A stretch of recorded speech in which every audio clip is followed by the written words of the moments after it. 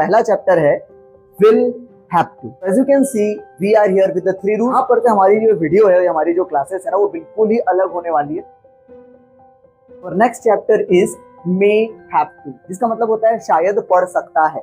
Now ये chapter भी शायद आप लोगों के लिए नया होगा।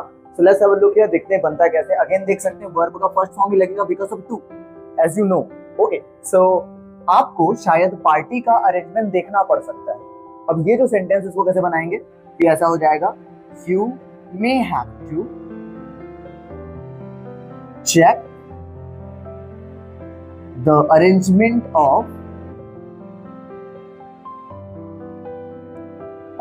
Party. And if you want, तो अगर आप चाहे तो ऐसे बोल सकते हैं पार्टीज अरेंजमेंट, ऐसा भी कर सकते हैं। तो ऐसा भी होगा, you may have to check the parties arrangement.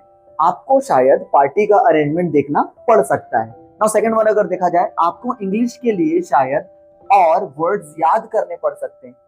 अब इसको कैसे बनाएंगे, तो it will be like that. अब देखो इतना बड़ा बड़ा जब सेंटेंस आता है तो घबराना नहीं, रूल हमेशा याद रखिएगा, सेम वैसा ही है। पहले सामने वाला वर्ड, फिर पूरा सेंटेंस को पीछे से बनाओ, ठीक है, डरना नहीं है इस चीज को लेकर। तो आपको देखिए पीछे से बनाएंगे हम लोग, शायद पढ़ सकता है पहले लाएंगे, यू मे हैव टू। याद करना को कहते हैं remember. Okay, so you may have to remember. और वर्ड को बोलेंगे मोर वर्ड। ओके, इंग्लिश के लिए, so for English. So your sentence is ready now. कैसे बनेंगे, You may have to remember more words for English. आपको English के लिए और वर्ड्स याद करने पड़ सकते हैं। एकदम सिंपल है सेंटेंस बनाना। अच्छा, थोड़ा छोटा सेंटेंस बनाते हैं, जैसे आपको नया रूम देखना पड़ सकता है, या आपको शायद नया रूम देखना पड़ सकता है। तो कैसे बनाएंगे, You may have to check out new rooms.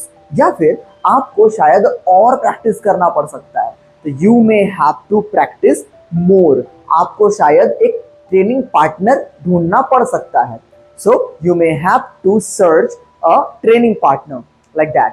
तो ये रहा हमारा may have to. Rules regulation एकदम सिंपल है, लेकिन फिर भी एक बार उसको हम लोग चेक कर लेते हैं कि वो दिखता कैसा है। Here we go with the rules and regulation. So this is the positive rule, ये नेगेटिव हो गया और ये इंट्रोगेटिव हो गया हमारा।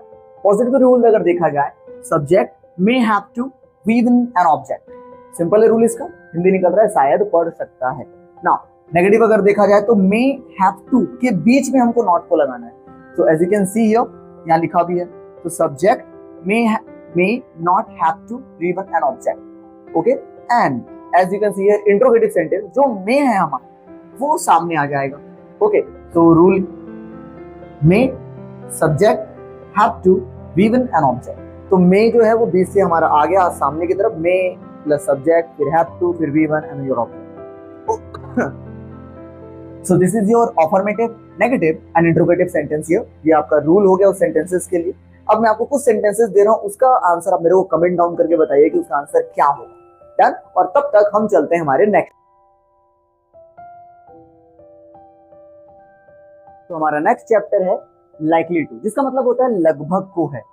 सरप्राइज हो गया ना, नया है। तो ऐसे ही अगर नए अगर चैप्टर चाहते हैं सीखने के लिए, तो do not forget to subscribe the channel. Okay, so let's have a look here. लगभग को है, जैसे कि बारिश लगभग रुकने को है, इस मार का इस्तेमाल यहां भी करेंगे और बनेगा कुछ ऐसा, rain is likely to stop.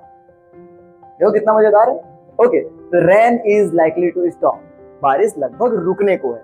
या फिर कई बार हम लोग ऐसे ही बोलते हैं ना, हम लगभग पहुंचने को हैं, टेंशन मत लो। So we are likely to reach, हम लगभग पहुंचने को हैं। और लास्ट वाला अगर देखा जाए, प्रोजेक्ट लगभग पूरा होने को है। सो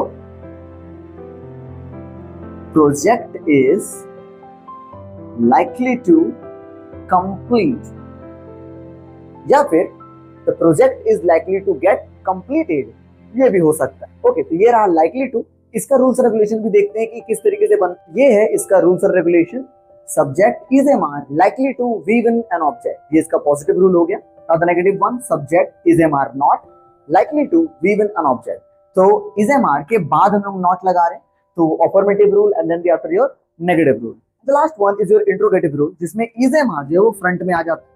तो is am are subject, likely to be one object. But do you know that I am not a big fan of interrogative sentences of likely to, because Hindi थोड़ा अजीब रहता है कि क्या हम लगभग पहुंचने को हैं या क्या काम जो है वो लगभग पूरा होने को है. I feel a bit uncomfortable when I speak in interrogative. I don't know about you.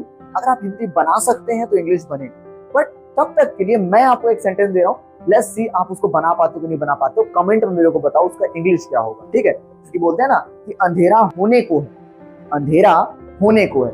तो इसका ना आंसर मेरे को बताइए, और जिसका भी आंसर सही होगा ना अगले वीडियो में उसको मैं अपने वीडियो में उनको हाईलाइट करूँ.